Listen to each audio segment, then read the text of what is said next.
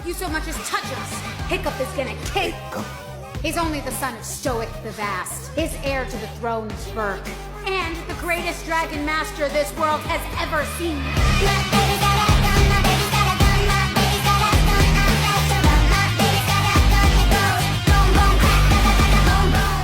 I can still hear you, Hiccup, but I agree. Whoa, whoa, whoa! Okay, you gotta hold on tighter. Oh, sorry. Don't apologize. The truth is, obviously I'm glad you're here.